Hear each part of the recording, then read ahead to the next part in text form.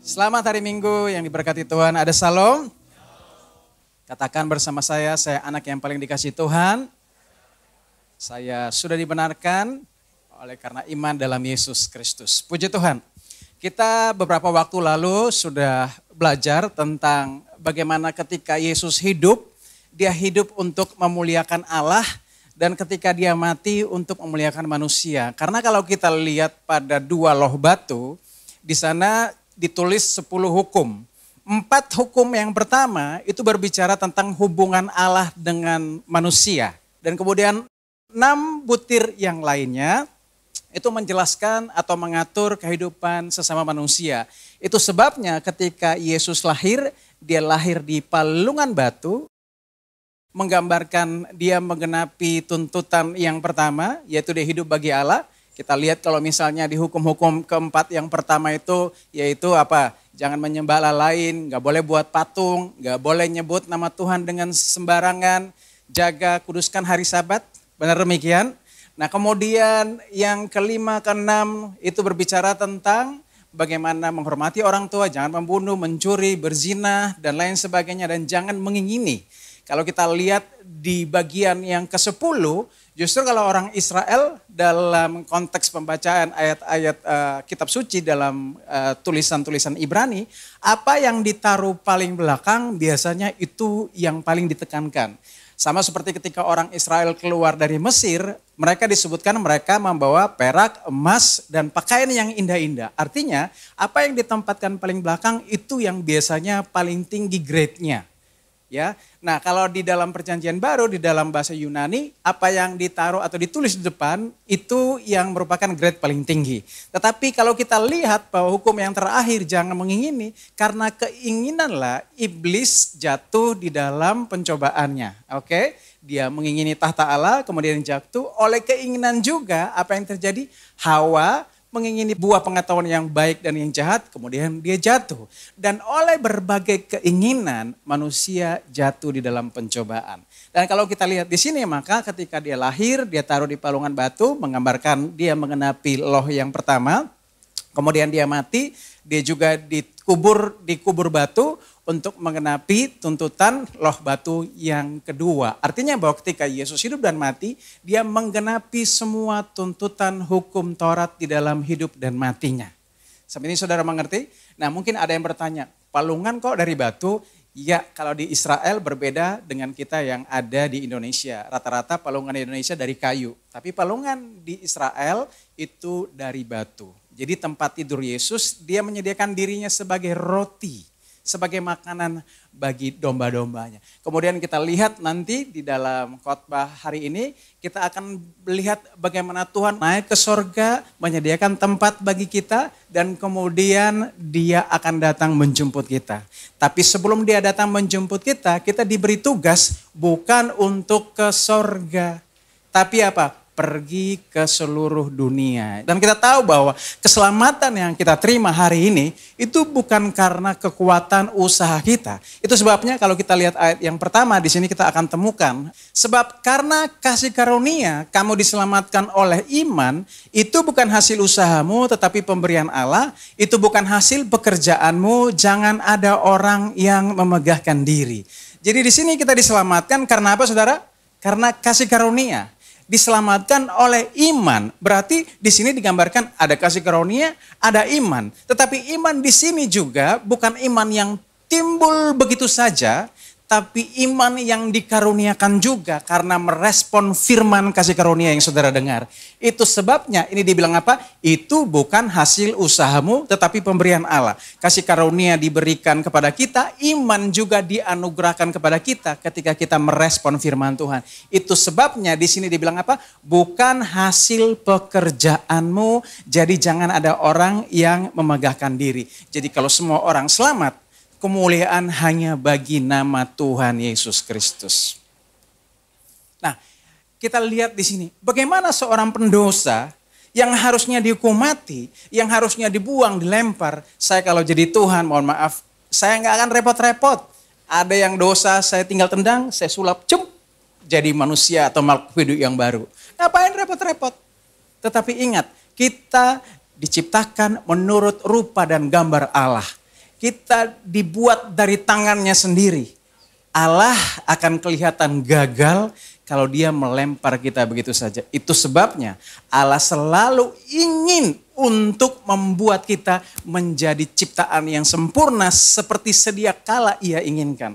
Tetapi karena dosa akhirnya kita korup tubuh kita, tetapi tidak demikian Allah menyerah. Allah membuat kita menjadi ciptaan yang baru di dalam dia. Kita yang lama yang dari daging korup, darah dan daging tidak bisa masuk dalam kerajaan sorga.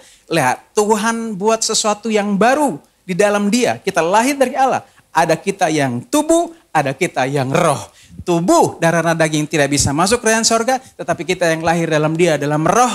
Inilah yang punya akses besar untuk masuk dalam kerajaan sorga. Jadi dalam diri saudara ada dua saudara. Ini bukan berbicara tentang pikiran jiwa yang bipolar, bukan. Tapi identitas kita. Oleh karena kita turunan Adam, kita punya daging. Ini tidak bisa masuk sorga karena darah dan daging tidak bisa kembali atau masuk dalam kerajaan sorga. Sudah di blacklist. Tapi ketika kita lahir dari Allah, debu kembali menjadi debu, roh kembali kepada Allah yang mengaruniakannya. Ada amin?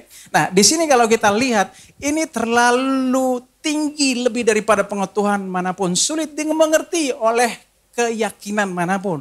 Itu sebabnya di Efesus 3 dibilang begini. Aku berdoa supaya kamu bersama-sama dengan segala orang kudus dapat memahami betapa lebarnya dan panjangnya dan tingginya dan dalamnya kasih Kristus dan dapat mengenal kasih itu sekalipun ia melampaui segala pengetahuan. Aku berdoa supaya kamu dipenuhi di dalam seluruh kepenuhan Allah. Lihat betapa lebarnya. Saudara lihat di atas kayu salib, tangan Tuhan direntangkan sejauh-jauhnya. Supaya siapapun dari ujung bumi yang satu dan ujung bumi yang lain, tidak ada yang tidak dapat menerima kasihnya. Tuhan membuka tangannya bagi saudara pendosa besar sekalipun. Apapun situasimu, Tuhan membuka tangannya dan menerima saudara apa adanya. Kemudian di sini dibilang apa? Betapa panjangnya. Saudara ingat, kapan pertama kali Yesus mencintai saudara? Atau mengasihi saudara? Bukan ketika pertama kali saudara bertobat. Bukan juga pertama kali ketika saudara diciptakan dalam kandungan mama papa. Bukan. Tetapi jauh sebelum dunia dijadikan. Allah sudah mengasihi kita dengan kasih yang kekal. Sampai kapan? Sampai Tuhan Yesus datang saja? Tidak. Sampai selama-lamanya. Jadi berbicara tentang panjang kasih Allah tidak berkesudahan. Dari awal sampai tidak ada akhir, saudara tetap ada dalam kasih karunia Tuhan. Lihat begitu panjang. Siapa yang bisa mengukur? Tidak ada yang bisa mengukur. Mengukurnya melihat Yesus. Oleh karena dia ada di dalam kekekalan, maka panjangnya cinta Tuhan kepada saudara, yaitu sepanjang kehidupan Yesus dalam kekekalan. Kalau kita lihat di sini betapa tingginya. Oleh kasih karunia, saudara harus ada tenggelam di dasar bumi karena dosa. Tapi saudara diangkat naik. Oleh karena Yesus sudah naik ke sorga. Saudara juga ditempatkan bersama-sama dengan dia. Kalau kita baca kitab Efesus 1, 2, dan 3. Saudara akan mengerti posisi saudara dalam Kristus. Kalau orang Kristen dalam kasih karunia, selalu melihat Efesus dari pasal 6 terlebih dahulu. Apa itu? Pakaian perlengkapan rohani. Kita harus berperang supaya kita bisa berjalan. Nanti kita akan didudukan di sorga. Tidak demikian. Urutannya Roh Kudus sudah mengilhami Paulus dalam menulis kitab Efesus. Bahwa urutannya kita harus menyadari dulu. Di pasal 1, 2, dan 3 posisi kita dalam Kristus. Kalau kita tahu bahwa posisi kita sudah duduk bersama-sama dengan Kristus. Maka kita dapat berjalan di dalam pasal 4 dan pasal 5 di dalam perjalanan kekristenan kita. Supaya apa? Di pasal 6 kita sanggup bertahan dari perlawanan musuh apapun. Itu yang benar. Jangan pernah dibalik. Efesus 6 duluan, baru Efesus 4 dan 5, baru posisi kita. Enggak, Yesus sudah membuat kita memiliki kedudukan ditempatkan di sorga bersama-sama dengan dia posisi rohani kita. Supaya apapun, serangan-serangan apapun yang mengganggu pikiran kita. Kita sudah memiliki pengertian yang benar. Bukan kita nanti akan diselamatkan, tapi sudah oleh karena Kristus Yesus. Nah, Yesus melakukan ini. Karena apa? Begitu dalamnya kasih Kristus. Lihat, kalau saudara lihat ukuran salib, panjangnya lebih panjang kemana? Ke bawah. Artinya sampai ke dalam tubir laut, kepada penjahat terbesar yang pernah ada di dunia ini sekalipun. Yesus mengulurkan kasihnya sejauh itu. Supaya hari ini tidak ada orang yang bilang begini, dosaku terlalu besar sehingga Yesus tidak dapat menggapaiku. Saya pengen bilang sama saudara begini, kalau Tuhan kita menyerah sama dosa, berhenti menyembah Dia. Karena kita punya Allah yang tidak pernah menyerah sama dosa. Itu sebabnya Dia dengan segala cara membuat kita lahir di dalam Dia. Sehingga karena dosa kita yang dari daging tertolak. Tapi karena karunia Allah kita yang lahir dari roh akan kembali kepada Allah yang mengaruniakannya. Nah itu adalah investasi yang Tuhan berikan. Makanya kalau kita lihat ayat berikut kita bisa temukan di dalam Lukas. Di sini dia bilang apa? Lalu Yesus berseru dengan suara nyaring, ya Bapa, ke dalam tanganmu kuserahkan nyawaku. Dan sesudah berkata demikian, ia menyerahkan nyawanya. Di sini kata kuserahkan atau aku menyerahkan, I commit, dalam bahasa Grekanya disebut paratithemi atau di dalam bahasa Ibrani disebut afkid.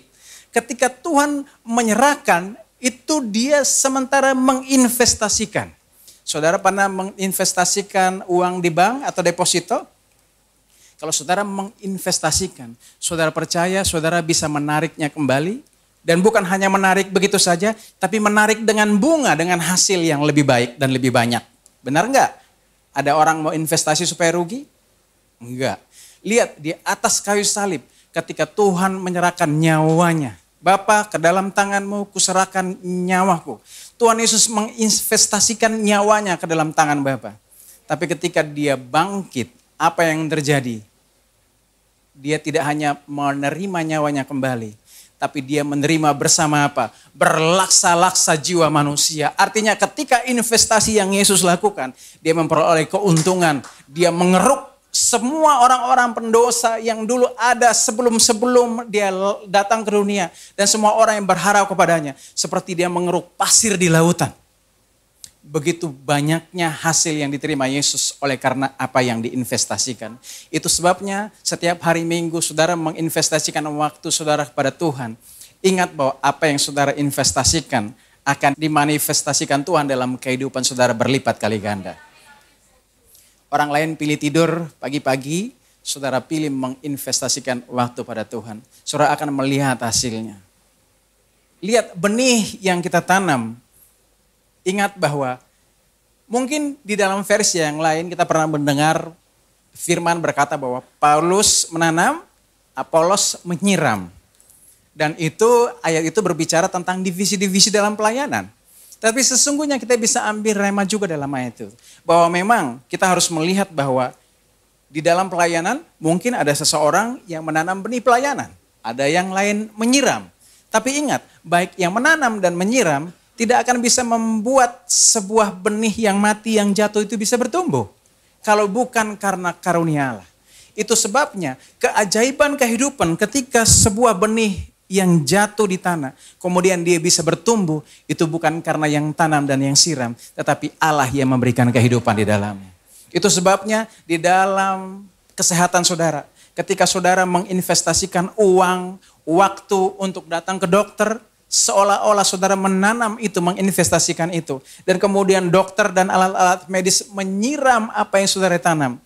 Tapi bukan karena usaha saudara atau apa yang sanggup disiram sama dokter dengan tenaga dan ilmu pengetahuannya. Tetapi kalau Tuhan tidak menurunkan kesehatan, sia-sialah usaha orang yang mengupayakannya. Dalam bisnis begitu juga. Satu orang, dua orang bersepakat untuk membuat sebuah proyeksi bisnis. Mereka menginvestasikan uang dan waktu. Tapi kalau Tuhan tidak mengirim keuntungan buat mereka, sia-sialah usaha mereka. Itu sebabnya kita harus percaya bahwa investasi yang ada dalam Tuhan bukan hanya saudara terima kembali satu dapat satu, tapi berlipat kali ganda. Lihat Yesus ketika dia menyerahkan nyawanya, apa yang diterimanya? Kita lihat ayat selanjutnya. Dia bilang di sini apa? Yesus berseru pula dengan suara nyaring, lalu apa? Menyerahkan nyawanya. Dan lihatlah tabir bait suci terbelah dua dari atas sampai ke bawah. Dan terjadilah gempa bumi. Dan bukit-bukit batu terbelah. Dan kuburan-kuburan terbuka. Dan banyak orang kudus yang telah meninggal bangkit. Dan sesudah kebangkitan Yesus, mereka pun keluar dari kubur. Lalu masuk ke kota kudus dan menampakkan diri kepada banyak orang. Lihat saudara, Yesus apa nabur satu dapat satu? Tidak. Di sini dia bilang apa? Kuburan terbuka, banyak orang kudus yang telah meninggal bangkit. Di sini saya sengaja mewarnai terjadilah gempa bumi. Saudara bisa bayangkan, ketika Yesus menyerahkan nyawanya, dia turun di alam maut. Kekuatan sebesar apa itu yang turun dalam alam maut sampai pondasi-pondasi dunia goncang? Tidak ada yang dapat menahan Yesus untuk masuk ke alam maut, untuk merebut orang-orang yang dikasihinya. Dan kemudian lihat, kuburan terbuka, banyak orang kudus yang telah meninggal bangkit, dan mereka keluar dari kubur lalu masuk ke kota kudus menampakkan diri kepada banyak orang. Saudara kemudian perhatikan, orang-orang ini kemana setelah bangkit? Banyak penafsir berkata bahwa ketika Yesus naik ke sorga, diselimuti awan-awan. Awan-awan ini tidak hanya berbicara tentang nefele atau awan kemuliaan ketika Yesus menuntun bangsa Israel keluar dari Mesir selama 40 tahun, malam hari dengan tiang api, siang hari dengan tiang awan, gambaran kemuliaan Kristus. Bukan itu saja, tapi awan-awan kemuliaan berbicara tentang orang-orang kudus yang banyaknya seperti awan. Kalau kita lihat Ibrani 12 ayat 1, dia bilang gini, kita memiliki banyak saksi seperti awan. Dan itulah yang terjadi ketika Tuhan Yesus naik, mereka juga ikut naik. Kalau mereka nggak naik, mereka kemana? Nah, hal yang sama ketika Yesus nanti akan nampak di langit, maka mereka yang istirahat dalam Yesus juga akan turun ke langit, kita yang di bumi naik ke langit. Jadi sejumlah besar saksi yang banyaknya seperti awan. Dan kita tahu bahwa ketika Tuhan menginvestasikan nyawanya, dia memperoleh berlipat kali ganda. Itu sebabnya apapun yang saudara investasikan di dalam Kristus, percaya saudara tidak mendapat hasil yang sedikit, tapi berlipat kali ganda. Apa yang bahkan kita tidak pernah pikir, tidak pernah lihat, tidak pernah rasa, dan timbul dalam perasaan dalam hati, itu yang disediakan Allah bagi setiap orang yang percaya. Dan kalau kita lihat di sini, ya, setelah Yesus bangkit, apa yang terjadi? Kita lihat di ayat selanjutnya. Di sini dia bilang apa? Setelah hari Sabat lewat, menjelang menyingsingnya fajar pada hari pertama minggu itu, pergilah Maria Magdalena dan Maria yang lain menengok kubur itu, maka terjadilah gempa bumi yang hebat, sebab seorang malaikat Tuhan turun dari langit dan datang ke batu itu dan menggulingkannya lalu duduk di atasnya, wajahnya bagaikan kilat dan pakaiannya putih bagaikan salju. Dan penjaga-penjaga itu gentar ketakutan dan menjadi seperti orang-orang mati, akan tetapi malaikat itu berkata kepada perempuan-perempuan itu, janganlah kamu takut sebab aku tahu kamu mencari Yesus yang disalibkan itu. Ia tidak ada di sini sebab ia telah bangkit sama seperti yang telah dikatakannya. Mari lihatlah tempat ia berbaring. Jadi kalau saudara lihat kronologisnya, sesungguhnya ketika terjadilah gempa bumi yang hebat, saudara bayangkan yang tadi, ketika Tuhan mau masuk ke dalam alam maut, terjadi gempa bumi. Ketika Tuhan mau keluar juga, terjadi gempa bumi. Tidak ada yang dapat menahan Yesus masuk atau dapat menahan Yesus keluar. Lalu lihat di situ dia bilang apa? Ada seorang malaikat turun dari langit, datang ke batu itu dan menggulingkannya, lalu duduk di atasnya. Tuhan Yesus tidak diservis oleh malaikat itu. Seolah-olah Yesus tidak punya kemampuan menggulingkan batu itu.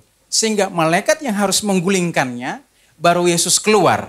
Kalau itu terjadi, maka ayat-ayatnya akan berkata bahwa malaikat turun dari sorga, dia menggulingkan batu itu, dan orang melihat Yesus keluar dari lubang itu. Benar ya? Tapi Yesus tidak melakukan demikian. Justru waktu terjadi gempa bumi, Yesus sudah tidak ada dalam kubur itu. Kenapa? Ketika dia bangkit dengan tubuh kemuliaan, dia bisa pergi kemana saja, bahkan kepada pintu-pintu yang terkunci sekalipun. Bukankah demikian ketika dia mengunjungi murid-muridnya yang dalam ketakutan, di dalam sebuah kamar yang terkunci dan dia bisa muncul dan pergi menghilang begitu saja? Jadi ini bukan tentang malaikat harus membuka pintu, silakan Tuanku Raja keluar, enggak. Tetapi Tuhan Yesus sudah terlebih keluar dan kubur itu sudah kosong sebelum malaikat membukanya. Tujuannya apa supaya malaikat membukanya? Supaya orang-orang yang tadinya menyaksikan kematiannya bisa dapat melihat bahwa kuburnya sudah kosong. Itu sebabnya dia bilang apa? Ia tidak ada di sini sebab ia telah bangkit, mari lihat tempatnya ia berbaring. Supaya kita jangan berpikir bahwa Yesus ditolong oleh malaikat, diguling batunya. Seolah-olah Tuhan Yesus tidak punya kekuatan. Kalau memang benar demikian, maka ayatnya akan secara terperinci di sini mengatakan bahwa ketika batu diguling, maka Yesus keluar. Tetapi pada saat gempa bumi terjadi, apa yang terjadi? Yesus sesungguhnya sudah tidak ada lagi di kubur itu. Dan ini mau menunjukkan kuasa Allah yang begitu besar. Di sini kita lihat bahwa malaikat menggulingkannya, lalu duduk di atasnya. Batu selalu menggambarkan tentang mewakili hukum Taurat. Kenapa? Karena hukum Taurat ditulis di atas loh-loh batu. Berbicara tentang batu, berbicara tentang penghukuman atau penghakiman. Karena waktu orang berdosa, dia akan dilempar dengan batu. Maka batu kubur ini ditutup, disegel oleh dua materai. Yang pertama adalah oleh materai Pilatus di bawah pemerintahan Romawi, tidak boleh ada yang dapat membuka dan menggesernya. Ya, kemudian oleh karena kematian, maka maut mengurung Yesus di dalamnya. Tapi ketika kebangkitan Yesus, maka tidak ada kuasa alam maut atau kuasa pemerintah dunia yang dapat menahan kebangkitan Yesus. Dan oleh karena kasih karunia, maka batu yang merupakan tirani bagi agama digulingkan malaikat supaya tidak ada penghukuman lagi bagi orang yang ada dalam Kristus. Dan kemudian apa? Batu yang berbicara tentang penghukuman sekarang jadi batu yang jadi tempat istirahat.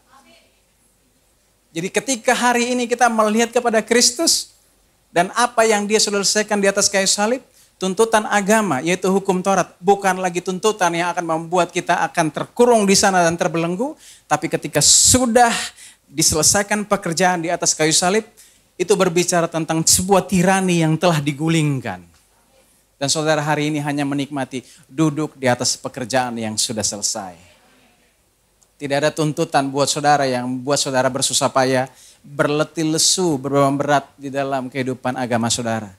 Tapi hari ini saudara memiliki peristirahatan dalam apa yang sudah Tuhan selesaikan di atas kayu salib. Ada amin? Kita melihat ini, jangan lagi mau hidup di bawah hukum Taurat. Malaikat sudah menggulingkan batu itu, menggambarkan tentang sudah digulingkannya hukum Taurat. Karena hukum Taurat sudah berakhir. Yesus datang sebagai penggenapan atas hukum Taurat. Dan dia membuat hari ini kita memiliki posisi di mana?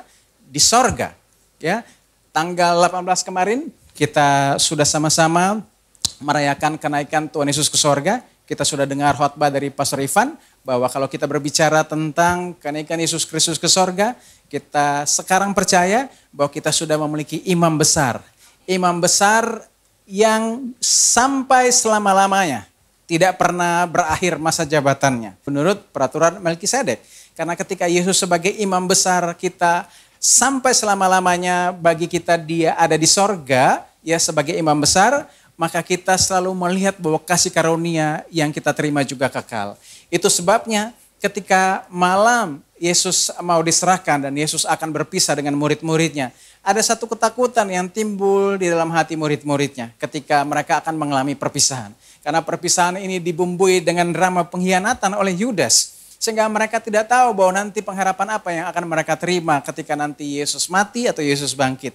Di Yohanes pasal 13, Tuhan Yesus ketika menuang air ke dalam baskom, ketika dia meninggalkan tempat duduknya, kemudian dia menyeka kaki murid-muridnya, dia kembali mengenakan bajunya atau pakaiannya, itu menggambarkan bahwa Tuhan Yesus menanggalkan jubah kebesarannya di sorga.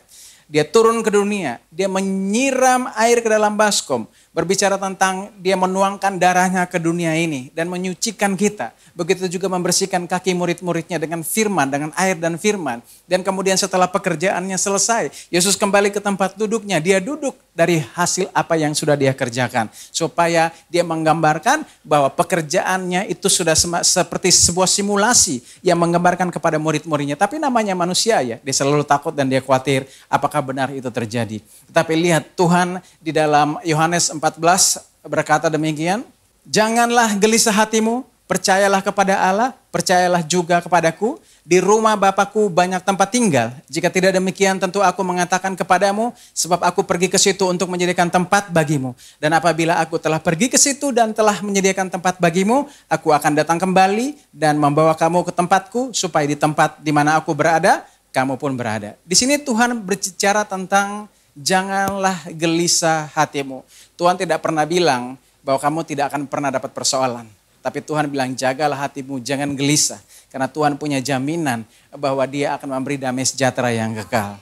Dan kalau kita lihat di sini dibilang percaya kepada Allah, percaya kepadaku. Karena di rumah Bapakku banyak tempat tinggal, banyak tempat tinggal. Saudara pikir kalau di sorga saudara punya rumah cuma satu? Tidak, banyak tempat tinggal. Terjemahan aslinya adalah many mansions. Banyak rumah-rumah besar. Saya mendengar ya banyak hamba-hamba Tuhan terkenal berbicara bahwa lihat saudara, ingat ya, saudara punya rumah di sorga, ditentukan oleh perbuatan baik saudara. Kalau saudara berbuat baik, rumah saudara akan bagus. Tapi kalau saudara tidak berbuat baik, maka rumah saudara di sorga akan reot nampaknya. Kalau secara percaya itu, maka sorga akan terlihat sebagai pemukiman perumahan paling kumuh lebih parah daripada di dunia. Pengembang rumah di dunia ini aja punya standar bukan? Kalau dia udah bikin standar, nggak boleh bangun lebih jelek daripada itu. Kenapa? Karena itu kan image. Nanti gimana ngejualnya?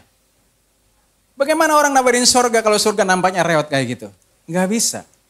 Dan kalau bilang itu berdasarkan perbuatan kita, oke, perbuatan saya 5, dosa saya 5. Kan perbuatan baik harus ditutup dengan perbuatan jahat. Nah, saya nggak punya modal. Oke, yang lain perbuatan baiknya 6, perbuatan jahatnya 4. Nah dia punya modal 1. Kita anggap itu pondasi doang. Rumahnya nggak selesai dong.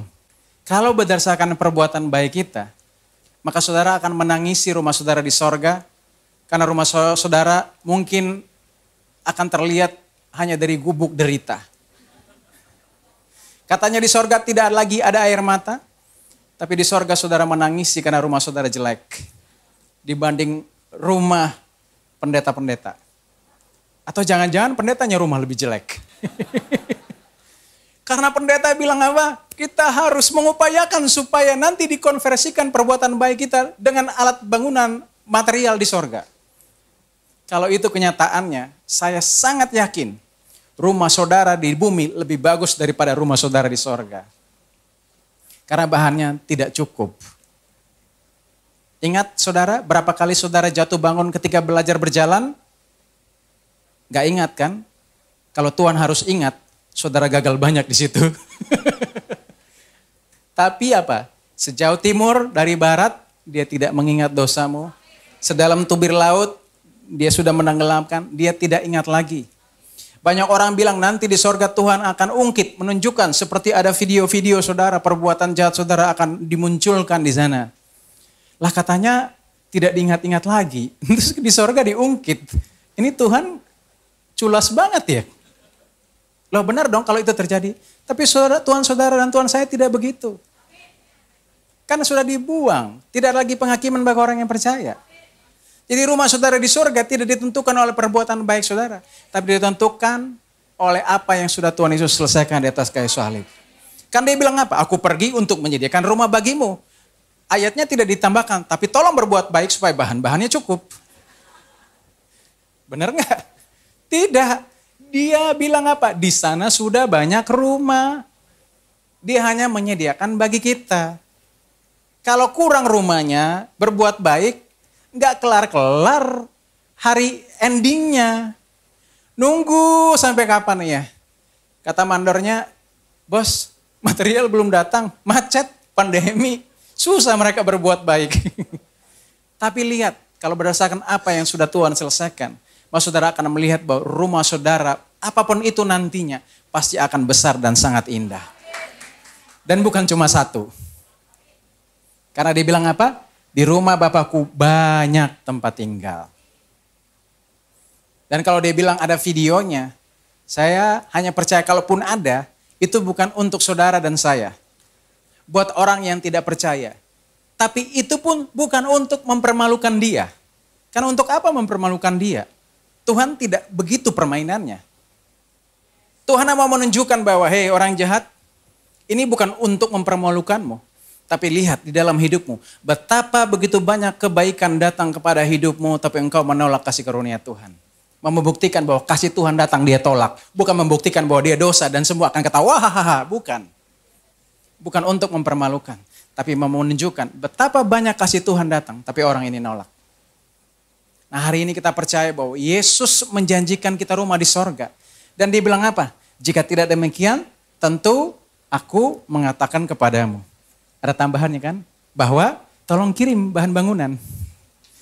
Sebab aku pergi ke situ untuk menyediakan tempat bagimu. Tuhan ke sana untuk menyediakan tempat bagi kita. Lalu dia bilang apa? Dan apabila aku telah pergi ke situ dan menyediakan tempat bagimu, aku akan apa?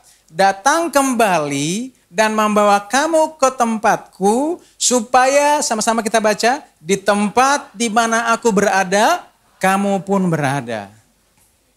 Seorang pengikut yang setia akan selalu pergi kemanapun pemimpinnya pergi. Kalau saya membangun sebuah sekte, saya pemimpinnya, saudara jemaatnya, saya mati, saudara ikut mati. Tapi karena saya nggak pernah bangkit, mohon maaf saudara juga tidak bangkit. Tapi kita punya pemimpin Yesus Kristus. Dia mati, kita juga mati. Tapi karena dia bangkit, kita juga bangkit. Dia naik ke sorga, kita juga naik ke sorga. Dia didudukan di sebelah kanan Bapa di sorga, kita juga ditempatkan bersama-sama dengan dia. Itu yang namanya pengikut yang setia, mengikut sampai kemanapun pemimpinnya pergi. Nah saudara punya Yesus, tidak mati dan tenggelam diam di sana. Tapi dia mengalahkan maut, dia sudah naik ke sorga. Efesus 1:2-3, posisi kita hari ini sudah didudukan bersama-sama dengan dia di sorga. Berikan dulu kemuliaan bagi nama Tuhan Yesus Kristus. Semua orang yang percaya, yang mati dalam Tuhan, sudah dikumpulkan bersama-sama dengan dia. Saudara harus percaya itu. Karena banyak pandangan orang Kristen masih percaya satu hal begini. Nanti kalau saudara mati, saudara akan ditempatkan di satu tempat peristirahatan sementara. Kemudian nanti ketika Tuhan datang, baru Tuhan buka lagi buat saudara. Hei, justru tadi kita sudah lihat kan, kubur-kubur sudah terbuka kan. Sheol atau Hades dalam bahasa Yunani dan Ibrani tadi, Sheol, Hades itu bahasa Yunani, berbicara tentang alam maut, dunia bawah. Bagi orang percaya tempat itu sudah dikosongkan. Benar nggak? Karena tadi semua sudah bangkit. Mereka sudah terbang ke surga bersama-sama dengan Yesus.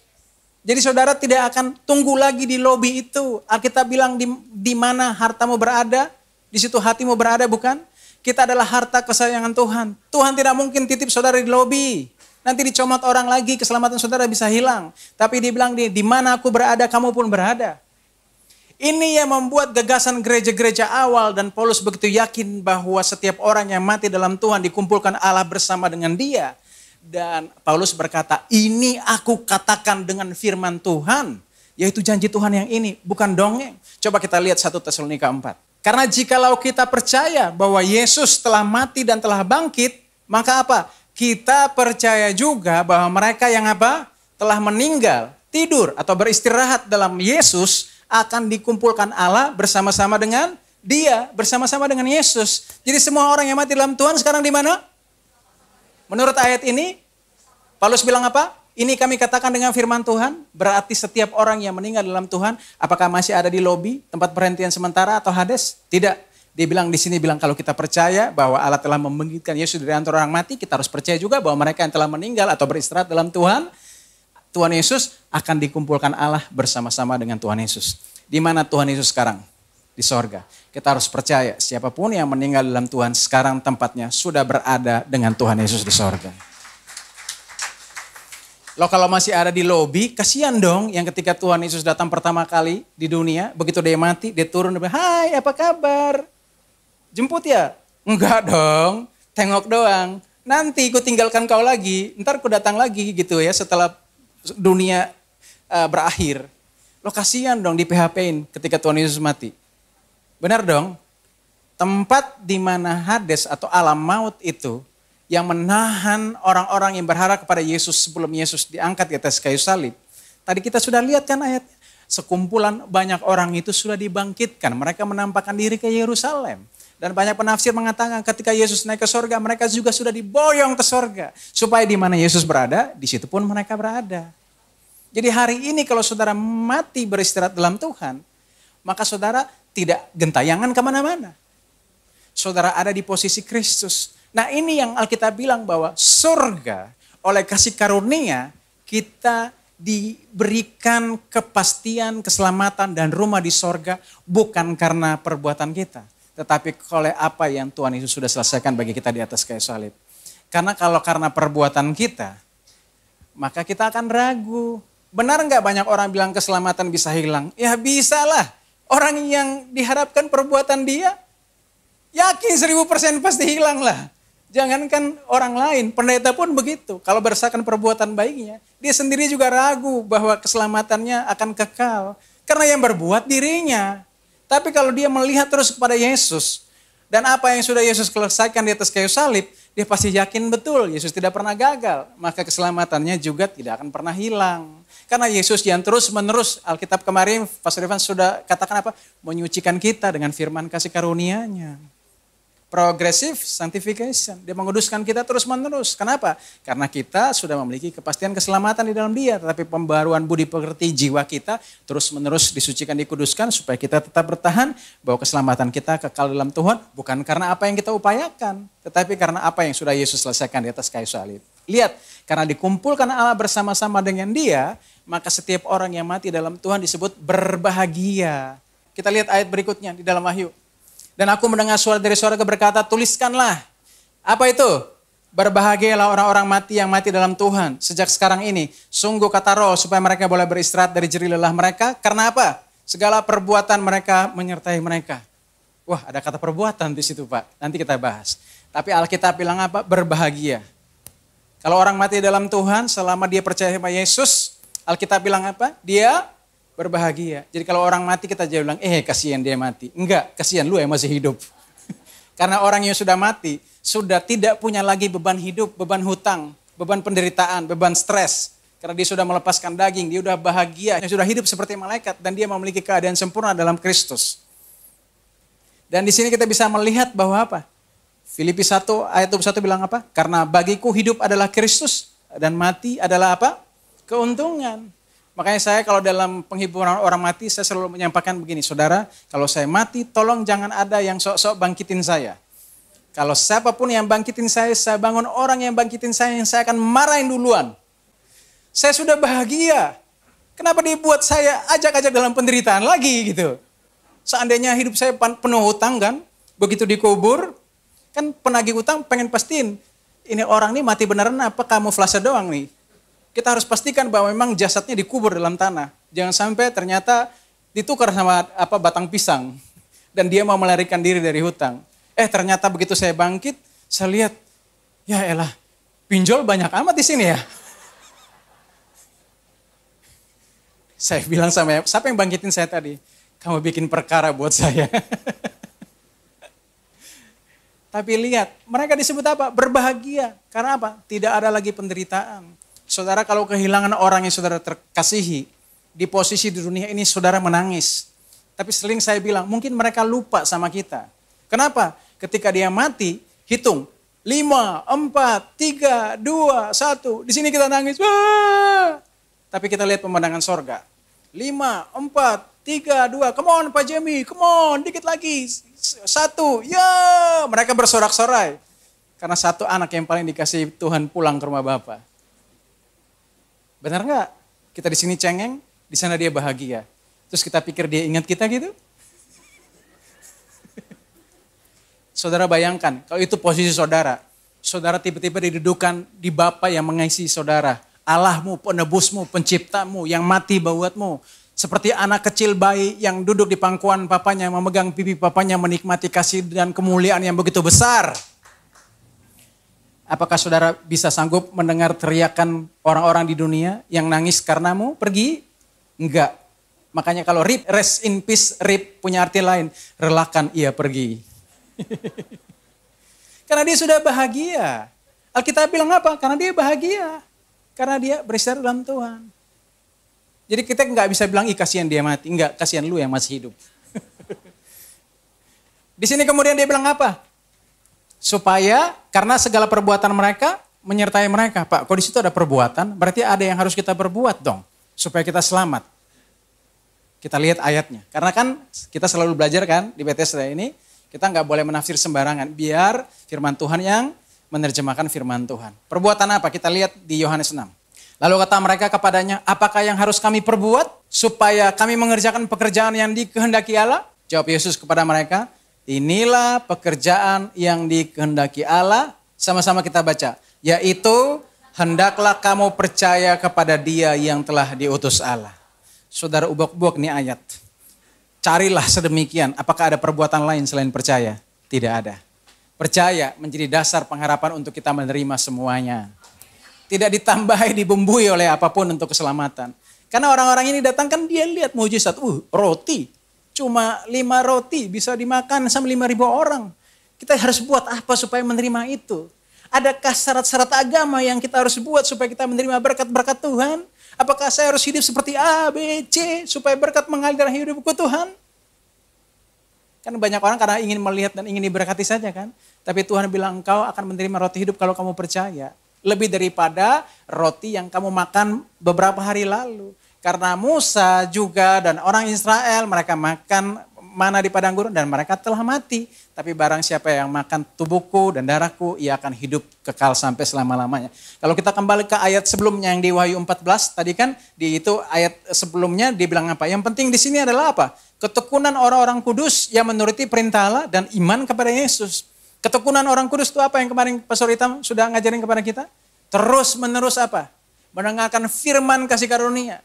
Karena ketika kita tekun terus menerus mendengarkan firman kasih karunia itu yang menguduskan kita. Membuat kita hidup adil dan bijaksana. Menjauhi nafsu-nafsu dunia dan kita bisa rajin beribadah. Jadi kalau orang tidak mengajarkan kasih karunia, orang akan membuat orang itu tidak rajin beribadah.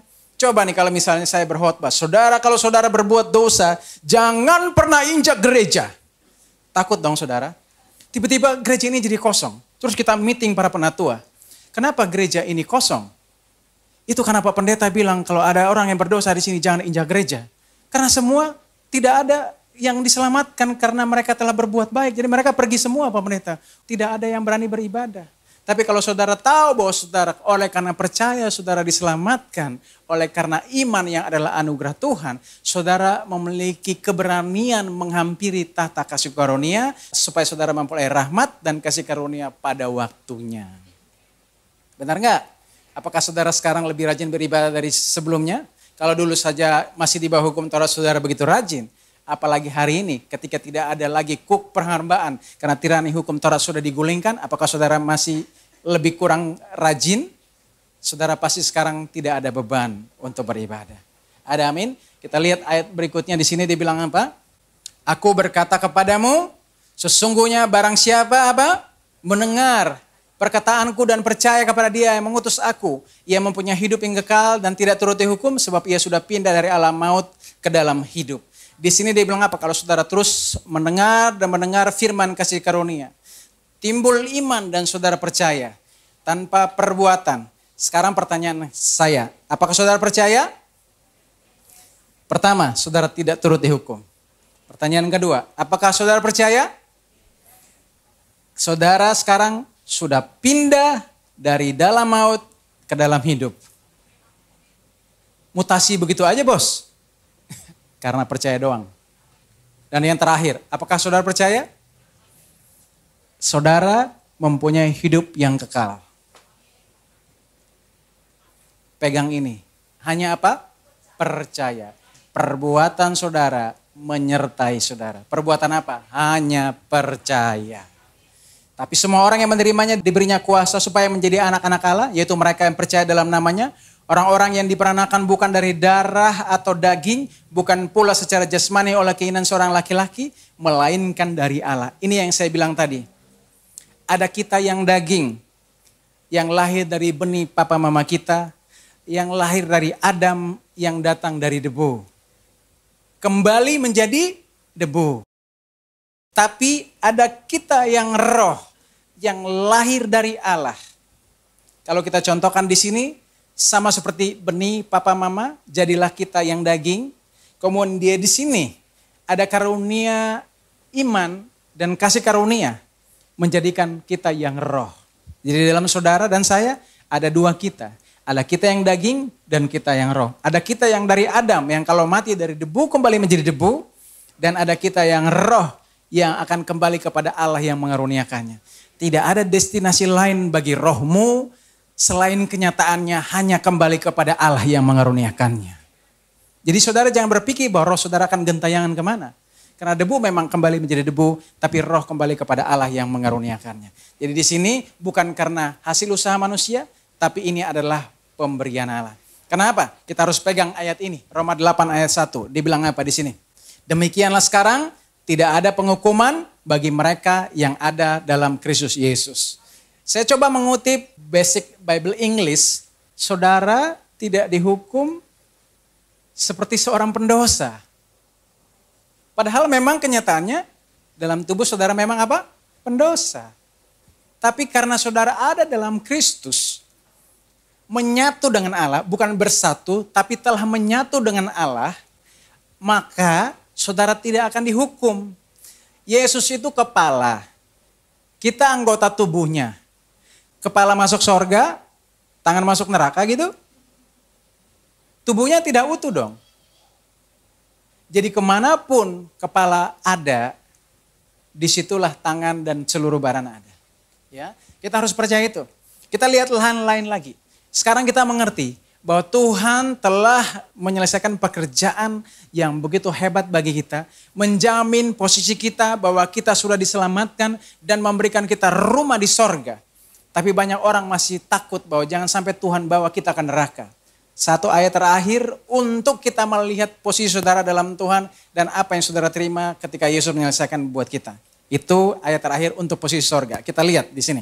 Di ayat yang berikut. Wahyu 1 ayat 17. Jangan takut. Aku adalah yang awal dan yang akhir. Dan yang hidup aku telah mati. Namun lihatlah aku hidup sampai selama-lamanya. Dan aku sama-sama baca. Dan aku memegang segala kunci maut dan kerajaan maut. Saudara bisa bayangkan. Kalau ada sebuah kerajaan maut. Dan di situ ada kunci pagar. Kunci ruang utama, kunci ruang VVIP, kunci toilet, kunci gudang. Dan mungkin setan pikir jangan sampai Tuhan Yesus ambil kunci masternya, kita duplikat aja ya. Bahkan kunci duplikatnya. Semuanya apa? Sudah dipegang oleh Yesus. Jadi Yesus saudara bukan hanya pegang kunci sorga. Tapi dia juga pegang apa? Kunci kerajaan maut. Kalau dia juga pegang kunci kerajaan maut, kuasa mana yang dapat merebut kunci dari Yesus sehingga bisa menyebloskan saudara yang sudah diselamatkannya ke dalam kerajaan maut? Ada? Tidak ada. Kalau saudara nonton film Hollywood, sama seperti penjaganya pegang kunci, terus dia tidur, pelan-pelan ada orang yang ngaitin pakai kayu, dia ambil, terus dia pegang kunci untuk membebaskan atau menjebloskan saudara ke namanya kerajaan maut. Tapi ingat, itu film Hollywood. Alkitab bilang apa? Penjagamu tidak pernah terlelap. Dia tidak pernah tertidur. Berikan dulu kemuliaan bagi Tuhan. Kuasa mana yang bawa saudara ke situ? Itu sebabnya hari ini kita sudah tahu posisi surga kita kan? Sekarang kita belajar di bagian terakhir apa tugas kita. Alkitab di ayat berikutnya mengatakan begini. Kita coba dengan cepat. Karena itu apa? Pergilah. Apakah ke surga? Tidak. Jadi saudara sudah tidak pergi ke surga lagi ya? Karena saudara sudah menerima keselamatan. Alkitab tidak bilang saudara pergi ke sorga, karena kenyataannya saudara sudah warga sorga. Tidak ada yang bisa saudara upayakan supaya membuat saudara menjadi warga Indonesia, karena saudara atas hak lahir sudah menjadi warga Indonesia. Oleh sebab itu, karena saudara lahir dalam Kristus, karena Kristus adalah warga sorga, secara otomatis saudara juga di dalam roh adalah warga sorga. Tidak ada yang perlu saudara upayakan untuk menjadi warga sorga, karena status kelahiran saudara dalam Kristus menyatakan saudara warga sorga. Sampai sini apakah pernyataan saya tidak jelas? Jelas. Jadi jangan takut bahwa saudara tiba-tiba berganti kewarganegaraan. Itu sebabnya sudah tidak diumumkan untuk saudara pergi ke sorga. Karena amanat agung bukan untuk suruh pergi ke sorga. Tapi apa? Karena itu pergilah, jadikanlah semua bangsa muridku dan baptislah mereka dalam nama Bapa dan Anak dan Roh Kudus dan ajarlah mereka melakukan segala sesuatu yang telah kuperintahkan kepadamu dan ketahuilah aku menyertai kamu senantiasa sampai kepada akhir zaman. Tetapi kamu akan menerima kuasa kalau Roh Kudus turun ke atas kamu dan kamu akan menjadi saksiku di Yerusalem dan di seluruh Yudea dan sampai ke ujung bumi. Jadi hari ini kalau saudara masih diberi umur panjang, itu bukan karena saudara percaya kepada Tuhan. Karena orang tidak percaya Tuhan pun diberi umur panjang. Tapi kalau saudara masih umur panjang, itu karena Tuhan masih percaya saudara mengelola hidup ini untuk Dia. Itu sebabnya jangan tunggu sudah tua, udah di kursi roda bahwa baru saudara menyanyi. Hidup ini untuk melayani Tuhan. Bila saatnya nanti ku tak berdaya lagi. Udah tak berdaya baru mau melayani. Tapi masih kuat, masih punya tenaga. Dan saudara bisa berkeliling kemanapun dengan kekuatan Roh Kudus. Sampaikan kabar baik ini. Saya pribadi, Pastor Ivan mau supaya jemaat Bethesda juga bukan pasif menerima kasih karunia. Tapi mengerjakan keselamatan yang sudah diperoleh. Itu sebabnya jangan sampai menyalahartikan ayat berikut ini. Kita lihat dulu supaya saudara bisa belajar dari sini. 2 ayat lagi untuk terakhir. Hai saudara-saudaraku yang kekasih, kamu senantiasa taat. Karena itu tetaplah kerjakan keselamatanmu dengan takut dan gentar. Bukan saja seperti waktu aku masih hadir, tetapi terlebih pula sekarang waktu aku tidak hadir. Karena Allah lah yang mengerjakan di dalam kamu, baik apa? Kemauan maupun pekerjaan menurut kerelaannya. Oke, supaya saudara jangan lagi di care group bahas tentang kok keselamatan harus dikerjakan. Kita mulai dari ayat 13. Allah lah yang apa? Mengerjakan di dalam kamu baik kemauan maupun apa? Pekerjaannya. Itu sebabnya Alkitab bilang bahwa tetaplah kerjakan keselamatanmu. Keselamatan yang sudah terima bahasa aslinya bukan saudara mengerjakan work for tapi work out.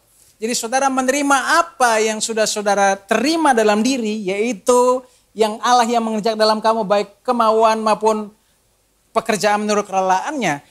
Ketika saudara diselamatkan, keselamatan yang saudara miliki, saudara punyai dalam diri saudara. Tetapi saudara harus berbuah bagi Allah supaya orang lain melihat bahwa saudara adalah surat terbuka untuk Kristus. Supaya orang bisa mengecap perbuatan saudara dan melihat bahwa memang benar mereka ini adalah anak-anak Tuhan. Itu sebabnya saudara harus pergi ke seluruh dunia. Tapi bagaimana saudara memiliki kekuatan? Roh Kudus dijanjikan supaya menjadi kekuatan buat kita. Supaya apa? Tuhan yang bekerja di dalam kemauan dan pekerjaan menurut kerelaannya di dalam kita. Jadi saudara tidak bekerja untuk selamat. Karena apa? Kalau begini, Paulus akan meng-cancel semua Injil kasih karunia yang disampaikannya. Seolah saudara harus bekerja dulu supaya saudara selamat. Tidak, saudara sudah selamat. Itu sebabnya keselamatan yang sudah saudara terima, ya saudara manifestasikan keluar supaya banyak orang melihat dan diselamatkan. Supaya tidak ada lagi yang bahas-bahas ini dan pertanyaan muncul ketika grow in grace. Karena saudara sudah bertumbuh dalam firman kasih karunia. Ya, ada amin? Nah inilah yang menjadi kekuatan saudara supaya saudara pergi melayani ke seluruh dunia. Tuhan yang memberi kemauan, Tuhan yang memberi kemampuan. Kalau saudara bilang saudara tidak bisa, ingat bahwa di dalam dirimu Allah telah mengerjakan di dalam kamu baik kemauan maupun pekerjaan menurut kerelaannya. Apa itu? Pekerjaan keselamatan. Bukan supaya saudara selamat karena pekerjaan sudah selesai. Saudara tidak perlu menyelesaikan pekerjaan yang sudah selesai. Tapi saudara menyampaikan kabar baik ini ke seluruh dunia. Bahasa sederhananya begini. Tuhan sudah urus sorga seperti developer. Saudara marketingnya. Walaupun tidak begitu ya. Tapi anggaplah begitu. Jadi saudara mempromosikan kabar baik itu ke seluruh dunia. Bahwa sesungguhnya sorga bisa didapatkan bukan dengan hasil investasi perbuatan, tapi hanya percaya kepada Yesus yang diutus Allah. Benar ya? Tapi mungkin dalam hidup ini kita selalu melewati banyak persoalan, rintangan yang bikin kita down, bikin kita patah semangat. Tapi kita mau belajar dari ayat terakhir tentang apa yang terjadi dalam kehidupan Elia. Ini benar-benar yang terakhir. Sesudah itu ia berbaring dan tidur di bawah pohon arar itu, tetapi tiba-tiba seorang malaikat menyentuh dia serta berkata kepadanya, bangunlah, makanlah, bangunlah, makanlah. Ketika ia melihat sekitarnya, maka pada sebelah kepalanya ada roti bakar dan sebuah kendi berisi air. Lalu ia makan dan minum, kemudian berbaring pula. Tetapi malaikat Tuhan datang untuk kedua kalinya dan menyentuh dia serta berkata, bangunlah, makanlah. Sebab kalau tidak perjalananmu nanti terlalu jauh bagimu. Maka bangunlah ia lalu makan dan minum dan oleh kekuatan makanan itu ia berjalan 40 hari 40 malam lamanya sampai ke gunung Allah yakni gunung Horeb. Elia lagi takut-takutnya sama seorang perempuan yang bukan Tuhan. Isabel. Dia berhasil melakukan pekerjaan besar. Membunuh 400 Nabi Baal dengan kekuatan Allah. 400 orang Nabi harus dia memiliki keberanian yang sama ketika dia diancam sama Isabel. Tapi begitu hebatnya dia bertarung dengan kekuatan Allah. Tapi di saat ada ancaman, dia malah ingin lari dari ancaman itu. Dia tidak datang ke Tuhan. Bagaimana menaklukkan perempuan iblis ini? Tetapi justru dia lari. Dia meninggalkan pelayanannya. Mungkin banyak saudara yang sudah meninggalkan pelayanan cukup lama. Saudara ingat, Tuhan sudah urus sorga buat kamu. Kamu harus kembali melayani orang. Supaya mereka menerima kabar baik. Bukan dengan perbuatannya, tetapi oleh kasih karunia Allah. Dengan cukup hanya percaya kepada Dia yang diutus Allah. Supaya mereka memiliki pemindahan dari hidup dari maut kepada hidup yang kekal. Nah di sini dia bilang apa? Tuhan kurang baik apa? Elia berjalan seharian penuh dari Yisrael ke Berseba. Kurang lebih ke negeri selatan Israel. 150 kilo dia berjalan gak makan. 150 kilo. Kalau ke sini udah hampir setengah jalan ke Bandung. Sampai lewat ya? Lewat, oke. Tetapi apa? Kemudian dia tertidur di bawah pohon ara. Nah, kita belajar di sini. Bahwa ketika kita beristirahat, kita makan dan minum, bahkan terus makan dan minum. Karena di sini 2 kali Alkitab bilang dia dibangunkan untuk makan dan minum. Kemudian dia memiliki kekuatan ilahi bisa berjalan lagi 40 hari, 40 malam tanpa makan dan minum. Hebat gak tuh? Itu berjalan 1 hari aja 150 kilometer. Coba saudara kalikan 40 hari. Kira-kira sampai di mana dia? Coba tanya dia, udah sesuai titik belum Elia? Kita lihat di sini bahwa apa yang terjadi. Walaupun Elia seolah gagal dalam melayani. Tapi akhir setelahnya kita bisa temukan bahwa ketika Elia sudah sampai di gunung Horeb. Elia menuju ke yang namanya Rafidim, resting place. Ke tempat peristirahatan di mana dulu Musa bersama Yosua mengalahkan orang-orang Amalek. Amalek berbicara tentang apa? Kedagingan. Ketika kedagingan dimatikan, maka roh akan hidup dan berkuasa. Tuhan berfirman kepada Saul, kamu harus bunuh orang Amalek. Bunuh kedagingan. Kalau enggak, kedagingan itu akan bunuh kamu. Dan memang benar ketika dia membiarkan orang Amalek membunuh dia. Hari ini jangan membiarkan kedagingan saudara menguasai saudara. Karena suatu saat dia akan membunuh saudara. Lihat betapa kita sebenarnya tidak kalah sama iblis karena kita sudah mengalahkan iblis. Tapi iblis menggunakan kedagingan kita untuk menaklukkan kita. Tetapi lihat apa yang terjadi kepada Elia. Ketika dia nampaknya gagal. Maka Tuhan berbicara kepada dia, engkau keluar, berdiri di atas gunung batu itu. Lalu Tuhan datang pertama badai, angin, memecahkan gunung-gunung batu. Tapi Tuhan tidak ada di sana. Ini mau berbicara bahwa Tuhan tidak pernah ada dalam penghakiman dan ancaman. Kemudian terjadi gempa bumi. Sama juga, Tuhan tidak ada di sana. Tidak ada ancaman terhadap kegagalan, terhadap ketidaksetiaan. Lalu datanglah api, tetapi juga tidak ada ancaman terhadap kegagalan, ketidaksetiaan Elia. Tapi kemudian Tuhan muncul lewat angin sepoi-sepoi.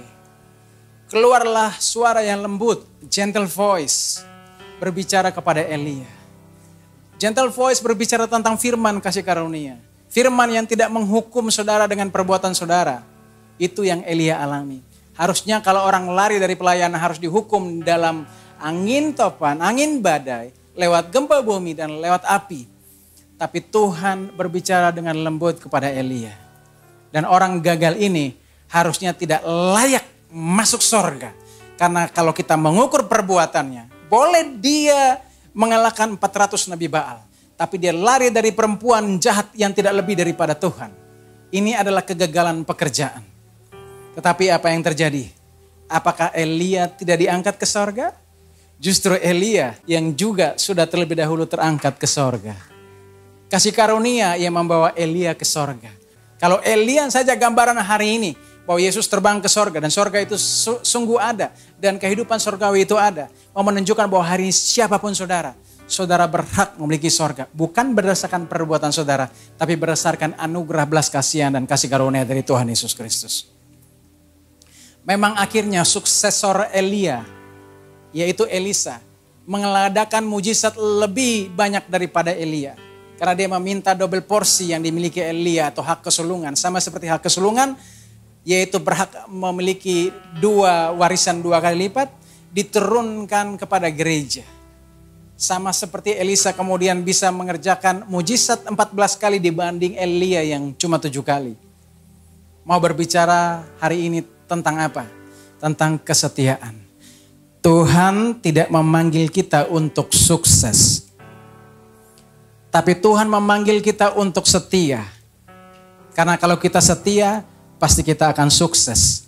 Karena kesuksesan adalah milik Tuhan. Jadi apapun saudara, dimanapun saudara ditempatkan, saudara hanya perlu setia.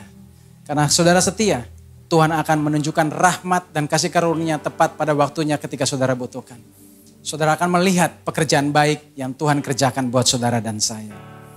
Dari sini kita belajar, Elia meskipun gagal, tetapi karena Elia mendapat kasih karunia Tuhan, maka Elia diangkat Tuhan. Ini mau menggambarkan bahwa bukan karena perbuatan Elia, tapi karena anugerah Tuhan, Elia layak diterbangkan ke sorga. Supaya hari ini kita yang ada dalam Kristus, yang kita percaya bahwa tidak ada lagi penghakiman. Apapun yang terjadi dalam kehidupan, perjalanan, pelayananmu untuk memuliakan Tuhan di bumi. Jangan selalu berorientasi tentang kesuksesanmu. Karena orang yang excited dengan kesuksesan adalah orang pertama paling frustrasi ketika dia punya masalah. Tetapi kalau orang yang setia, dia hanya tahu satu hal. Sebab Tuhan baik, bahwasannya untuk selama-lamanya kasih setia. Saudara akan terus diubahkan dari satu kemuliaan kepada kemuliaan yang lain. Itu semua karena anugerah Tuhan Yesus. Hari ini kita belajar hal yang sangat sederhana. Tuhan urus sorga, saudara urus dunia dengan kekuatan Roh Kudus untuk Tuhan. Saudara tidak disuruh ke sorga, tapi saudara diutus ke seluruh dunia. Kabarkan Injil, kasih tahu ke semua orang yang belum tahu bahwa sesungguhnya Yesus telah mati mengampuni dosa mereka.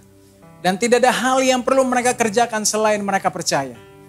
Karena mereka percaya, mereka menerima kuasa. Mereka pindah, mutasi secara otomatis. Dari alam maut menuju hidup. Dan oleh karena percaya, ini adalah dasar dari segala apa yang kita butuhkan di dalam Kristus. Saya berdoa, saudara yang datang tempat ini, menerima firman kasih karunia.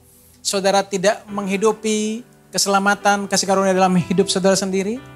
Karena orang yang menerima kasih karunia tidak punya beban lagi dengan kehidupannya. Tapi punya beban kepada orang lain supaya orang lain diselamatkan untuk Tuhan. Tetap kerjakan keselamatan saudara dengan takut dan gentar. Takut dan gentar bukan saudara gemetar takut nanti akan dihukum Tuhan. Takut dan gentar berbicara tentang bagaimana saudara kagum dan hormat. Di dalam Yesus, dalam Tuhan ada pengampunan. Supaya dengan demikian orang kagum akan Tuhan. Nah hari ini kalau saudara lihat baik-baik, apakah saudara dihukum? Tidak. Apakah karena saudara berdosa saudara dihukum? Tidak. Tapi saudara dikasihi, saudara dilahirkan kembali. Ini membuat saudara takut? Tidak. Yang ada saudara hanya kagum bahwa ternyata untuk selama-lamanya demikianlah besar kasih setia Tuhan. Kita percaya bahwa Tuhan akan menjemput kita. Itu sebabnya tetap percaya lewat imanmu. Karena pada saat Tuhan Yesus datang kedua kali, dia tidak tanya, adakah perbuatan di dunia ini? Hanya satu pertanyaan. Adakah kutemui iman di bumi ini? Tetap beriman dalam firman kasih karunia, supaya saudara akan terus berbuah, hidup adil dan bijaksana, tidak ikut nafsu dunia, tetapi saudara juga bisa adil bijaksana dan taat beribadah, karena saudara mendengar terus dan makan terus firman kasih karunia yang memberikan kehidupan di dalam kehidupan saudara.